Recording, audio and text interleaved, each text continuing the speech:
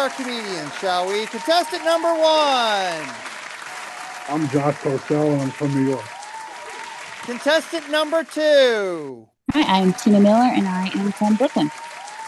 All right, and now contestant number three. Hi, I'm Desiree Walsh, and I'm from Toronto, Ontario, Canada. All right, this it's time for everyone's favorite comedy game show known as Joker's Ace. Yeah! All right, thank you so much for being here. The rules for Joker Ace are simple. Each comedian combatant does their 5-minute set, while the mysterious comedian judge will be looking for your setup punch and appearance in front of a live studio audience. Warning combatants. If you say the F or C word, Freddy F will come bomb your set and you can't be Joker Ace. 2 more rules to Joker's Ace. If you leave more than 25 seconds on the clock, it's considered a dud and you can't be Joker Ace. But if you go over your time, it's considered a time bomb and you can't be Joker Ace. Okay? With that being said, I would love to give a big warm welcome to our mysterious comedian judge tonight, Ebenezer Splooge, everybody. Give it up for Ebenezer Splooge. I am so scared. I found them at a law office because I had to file some legal documents, and they were back there saying, some weird things, some legal splooge things, I guess. I don't know what that meant. Anyway, they were scaring the crap out of me filling out some paperwork, and I said, "Hey, are you a comedian?" And they said, "Yes, I am." And I'm like, "Okay." So I got my Ghostbuster little trap, and I trapped them, and I brought them back here. Long story short, they're in here haunting me and my whole entire family. So thank you. Thank you so much. So yes, that was Ebenezer Splooge, everybody. We're going to get into the game now. So please, comedian combatants, to your battle station. Comedian combatants, to your battle stations. As we go to our first comedian combatant tonight, let's give it up for Joshua Postel, everybody. Yeah! It's spooky season. I hate spooky season because there's nothing spooky about it. It's irritating. Vampires? No. Demons? I'd take that at this point. But what is spooky season now? People in Ugg boots losing it over pumpkin spice latte in a Starbucks.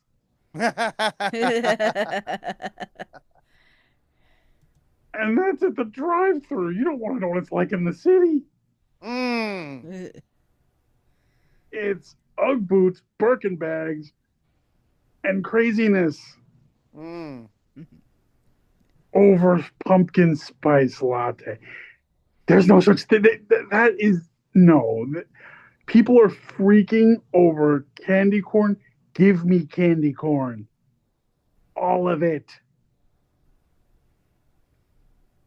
And then put me on the eponymous spaceship from Event Horizon. I'll take that over pumpkin spice anything. I'm sorry. No, like, whatever happened to just latte, coffee, cafecito, and cappuccino? Just the basics. That's okay. No, we have to have seasonal stuff. People are going to come in anyway. They're going to buy it. But I'm past the point of wanting any of that. I just want an injection of caffeine and I'll be on my merry way. But no. You gotta put holiday stuff in. And what's worse, I was in Walgreens and they're already selling Christmas stuff. Oh! No, we barely got to the ghosts and the demons. We haven't even hit the rubber bird yet. Santa, wait your turn. The moment somebody posts about SantaCon before the end of the week, somebody's going to push me to lose it. And just, speaking of crazy stuff, what's the deal with a job interview? you know, they're like, tell us about yourself. What was the point of the resume and the cover letter? And then they go, where do you see yourself in 5 years? I don't know where I'm going to see myself in 5 minutes. But if you must know the best feet pics page on OnlyFans. Oh. And, if you are applying for a job like at Starbucks or Taco Bell and you're over 29, your only thing to say to them is, I screwed up. I screwed up. I'm starting over. I made mistakes. And speaking of Taco Bell, I've discovered there's a reason people call it Taco Hell. Mm-hmm. That's not meat. That can't be meat. They're putting cheese on that doesn't look at all like cheese. Mm. Let me guess. They're using the Chernobyl brand. Damn. Yeah, and what is the deal with these sports drinks? There's something called Jocko Fuel. Mm. It's called clean fuel, all natural, no excuses. That's sock sweat, isn't it? Mm-hmm. That's sock sweat. Mm-hmm. That's sock sweat and toe fungus. I'll leave you with this. I'm bisexual, which just means I get rejected by straight women and gay men everywhere. Mm-hmm. Hashtag rejected. And you catch a lot of heat because your gay friends are just going, come all the way out. We'll teach you how to do it. What's there to teach me? That thing can only do so many things. I'll leave that to your imagination. And with that, I've been Josh Postel. Good night. All right, let's give it up for Josh Postel, everybody. And Josh, where can we find you on social media? On Instagram at BigJSH2709. Okay, go find him on that. Thank you so much. He almost looks like a ghost as he sits there. He's been fading in and out. I thought he was a ghost of a certain president, but I'm not sure. No, he's in the Ebenezer other room. Splooge, please use your Ouija board phone to let me know you're ready for the next comedian combatant, please. Ebenezer, I find these ghosts are a little bit. They go through the board. They can't quite touch the board. Focus on the board and dial the phone number. There we go. Yes, Ebenezer. Yes. I like you too. Don't haunt me after the game. Are you ready for the next comedian combatant? You are great. I am never going to talk to another ghost in my entire life ever again.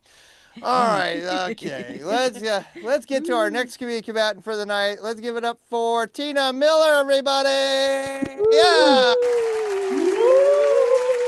Oh, thank you guys. Thank you. Now, I do not want to brag. Don't want to start this out bragging, but I believe that I may have the very best costumes. I am dressed as someone who just got their knee removed and has been doing this mic from transporting from the hospital to my fourth nursing home of the year. And if we want to talk about spooky, I unintentionally have become a very spooky person over the last 18 months. And I'm not usually. I love spooky stuff, but I'm tangentially into it. Like I'm over here looking at spooky stuff over there. But over the last 18 months, I've become basically like one of those cats that wanders around nursing homes. And every time they go in the room, somebody dies. I have had 2 roommates die. Actually, no, I correct that. I have had 3 roommates die, and I had a friend whose room I used to visit, and her roommate died 20 minutes after I visited the room. I had nothing to do with it. I feel that I should probably put that out there for those who don't know me, but it just seems too coincidental. So I said this time, I really think you guys should put me in a room by myself. So, fingers crossed that they'll do that. So it is almost Halloween, and I love Halloween actually, partly because I love spooky stuff, but also I'm a basic. All those things that Joshua was talking about that are horrible, I love them all. The Ugg boots, the pumpkin spice lattes, fighting people for said pumpkin spice lattes and Ugg boots in the middle of Manhattan. I live for that. I am one of those hideous, horrible people that makes Manhattan unlivable. That's me. But when I'm not dressing like a basic and spending all of my hard earned money on things that will be gone in 5 minutes and are very bad for me, um, I work with kids, and kids are also incredibly spooky. My daughter, in particular, she sat me down recently, and she was sleeping over with me the other night, and we're getting ready to go to bed. And she looks out the window, the sweet look on her face, and she looks like Shirley Temple. So you got a picture of Shirley Temple saying this, and she goes, you know, there's someone watching us in the window, right? Excuse me, no. And she proceeded to tell me all about how there is a creature called the Window Man who likes to watch millennials because we're so cringy that he hates us all. And he's just waiting for us to die so that he can smile. Okay, so go to bed, plus you're grounded, plus go to your dad's house. But it's my fault. When she was a baby, we taught her a neat little, what we thought was a party trick. She was a toddler just learning how to talk, and we taught her to walk up to our guests and say things like, "Hi, Uncle Jacob, you'll float too. Hi, Aunt Maya, would you like a balloon? Would you like a balloon? What's in the box?" So I feel that her spooky ways are indeed my fault. And you know, we've talked a lot on these mics and just in general about how, you know, you dress for the job you want. And I believe that also counts, you know, for your costumes. But I couldn't come up with a costume that fit the job that I really want. So tonight I'm not dressed as my orthopedist's wife. I tried, but unfortunately, he already has one, and he's a professional. Okay. But I think you can tell a lot from somebody's costume. You can tell what they're into. You can tell if they're into something spooky. You can tell if they're into being something funny. You can tell if they're a cool person, you know, or just a basic, right? Who's just a sexy cat every year. When I was a kid, and this can tell you a lot about who I was as a child, when I was a kid, I would wear my Halloween costume for the year, all year long. I was big into dress up, which prompted the upstairs neighbors who would look at whose windows looked out over the courtyard to call downstairs and say things like, "Why is there a nun walking around in the courtyard?" So that should tell you everything you need to know about me. Was I one of the cool kids? No, no, I was not. Um, and that leaked into all the other holidays as well. On Valentine's Day, when I was 9, we had a tradition in school. For $1, you could send a lollipop and a short message to anybody you wanted. And I got one from my mom. And it said, "I'm so proud of you. Happy Valentine's Day." Super cool. And I only wanted to send out one to Chad Levy. Chad was blonde. Chad was tall. He played basketball. We never spoke directly to each other once. And I was obsessed. So I sent him a Valentine. So I got to overhear him reading my Valentine off the top of his pile that he had at top volume. "My friend? Who's my friend?" So, as you may have guessed, Chad and I did not end up together. Spoiler alert. Um, but you know, I did end up in a long-term relationship for the last 11 years, and talk about scary. It for the most part, it was very good. Although he did like to surprise me, you know, with scary things every couple of years. You know, one Halloween he got me a light up skull. One Halloween he got me a skeleton that, you know, was kind of robotic and it would move its little legs all around. And one year he had a secret child. So after that one, we broke up. And that is my time, guys. Thank you so much. All right, let's give it up for Tina Miller, everybody. Tina, where can we find you besides in a hospital on social media? Instagram, Tina C as in cookie, Tina C Miller. All right, thank you so much, Tina. And she is. It felt like she was like the what's that scary girl that crawls out of the TV? Which one's that show? Oh, Samara from The Ring. From The Ring. Tina was doing the ring thing because I kept feeling like she was going to crawl out of the Zoom screen right there in front of me, and I was going to be like, "Ah, I already got Ebenezer Scrooge or Splooge over here." I didn't. It's going to scare the crap out of me. Oh my gosh. Now back to our mysterious comedian judge, Ebenezer. I can't even say his name because he scares the crap out of me. Ebenezer Splooge, are you ready for the next comedian combatant? Yes, you have to use the Ouija board phone. I got you. You know, it used to be reach out and touch someone. I don't want that anymore. No, no, no. Judge? Yes, now you push the buttons. Yeah, that's it. Okay. Ebenezer, yes. Are you ready for the last comedian combatant? Okay. Again, never another ghost. All right, let's get to our last comedian combatant for this game. Let's give it up for Desiree Walsh, everybody. Yeah. Hello, Woo! Desiree. Woo! Hello. Woo! I have just returned from Denny's. Oh. And I believe this is the closest I will ever get to doing a set on drugs or drunk. Um, so, so please bear with me. God bless comedians who can do this drunk and high. I am very full and I am struggling so much, so much. Also, if I burp during my set, it's a punchline. It's a punchline. Yeah, so I am Canadian. There's no joke there. It's more of a humble brag at this point. But I am rooting for you, America. I really, really am. Every day it's just something different. But I want the best for you. I really do. I'm also disabled. I use a wheelchair. I'm not sure if all of you know that, but you do now. And one of my favorite things about using a wheelchair is I like to treat walkies like they treat me. Yeah, yeah. So I like to go to coffee shops and bars and I just go up to a walkie or a bipedal looking person and let them know that I think it's so great to see them out and that they're so brave for being out. Mm, Just so mm. brave for being out and it's so good to see them. Also, a little tip, if you are ever in a public setting and a bipedal person is bothering you and you would like them to leave you alone, bipedal is the correct term, politically correct term for walkie. Mm-hmm. Um, just just casually mention in the conversation that it is good to see them out and they're so brave for being out. They will leave you alone immediately. They will. They will. The other thing I like to do is when I'm out walking with my walkie friends. Well, I'm wheeling, they're walking. Um, I like to ask them if they need a push. And when they say no, I'll say okay, but then in about a couple seconds, I will ask again if they need a push. And when they say no this time, I will say that my parents are actually walkies, so I understand the struggles of the walkie, and they don't have to be brave for me. Mm. So I would be happy to give them a push, and they will always say no. Um, and then on the third time, I will ask them if they need a push. And it doesn't matter what they say, I'm going to push them anyways because they don't know what they want. And I will push them right into the street. Um, and honestly, that works out for both of us. I'm not a jerk because I get more disabled friends and they get good parking at the mall. So it's a win-win for everyone.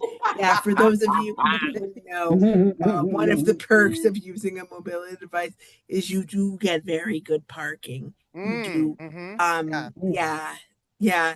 Um, shoot, completely. The best jokes are the ones you have to explain. If you're not giving a 9 minute TED talk after every punchline, you're really doing it wrong. I'm sure the judges agree. God bless again comedians who can do drunk and high. I am full of sausage. Oh, that sounded dirty for this type of Hello, event. hello. I am full of Hello. breakfast meats and I Okay, am wait a minute. struggling. I am struggling so bad. One of my other favorite things as like a wheelchair using comedian is when somebody tells me the venue is wheelchair accessible, there's just one step up. If I told you my swimming pool was safe, there was just one alligator in it, would you swim in it? Mm, No, you wouldn't. You would mm-mm. not swim in it. And I know there's probably someone in here thinking, yeah, I would. I would swim in your swimming pool, Desiree. Valley Fisted Swimming Pool. And I say great, because you know, I need more disabled friends and representation matters. Thank you. I've been Desiree Walsh. Have a great night. All right, give it up for Desiree Walsh, everybody. And Desiree, where can we find you on social media? On Instagram at Desiree.Lisa.Walsh_. All right, yeah. Don't forget the underscore. We go find Yeah. Desiree Walsh there. You also find her in the handicap parking next to a Denny's. Yes. There you go. Yes, absolutely. All right. Okay. All right. Now, Ebenezer Splooge, the mysterious comedian judge who is a ghost. You have the hardest job on this game show. I know it's a very tough job. So you have to decide, is it Joshua Postel, Tina Miller, or Desiree Walsh, who's the Joker's ace? Oh, yes. Yeah, everyone was great. Yes. Yes, I understand. But you have to pick somebody. I sound like Count Chocula. All right. Judge, use the, you'll use the phone now. Hello, you don't have to scare me. All right. Oh, you can talk normally. What the? Why'd you make me do that all that time? I just wanted to see if I would speak ghost. Okay. So who's a Joker's ace for the night? All right, thank you. Joker ace for this game is Desiree Walsh, everybody. And Desiree, you get to do what we call now the victory flyby, where it's a 90-second flyby where you can thank the Academy, thank your friends and family, or do 90 seconds of material starting now. Okay, I'm gonna try to do 90 seconds of material.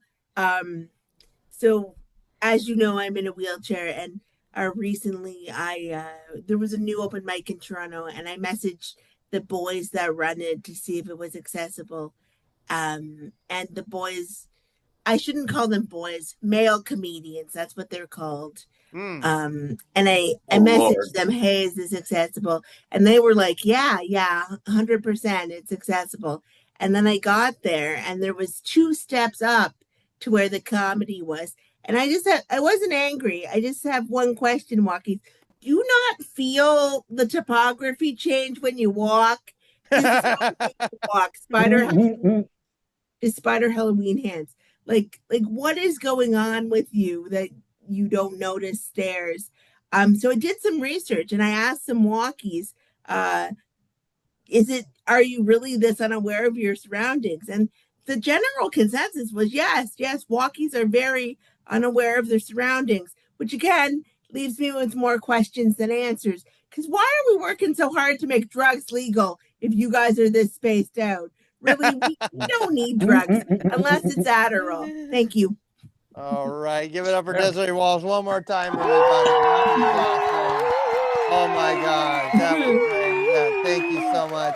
You know, let's thank all our comedians out there on the game tonight. Let's give it up for Joshua Postel, everybody. Let's give it up for him. Yeah. Let's give it up for Tina Miller, and one more time for Desiree Walsh. That was great. And let's give it up one more time for the scary, mysterious comedian judge tonight. Let's give it up for Ebenezer Splooge, everybody. Ebenezer Splooge scaring the crap out of me all night long, and now I'm taking them to the dry cleaners because they're just a sheet. All right, so for me, the comedians, and the mysterious comedian judge, this has been an oddly funny production. Thank you. Joker's ace. Comedians compete. Who's the funniest? Take a seat. Joker's ace. Joker's ace. Joker's ace. This has been an Oddly Funny production.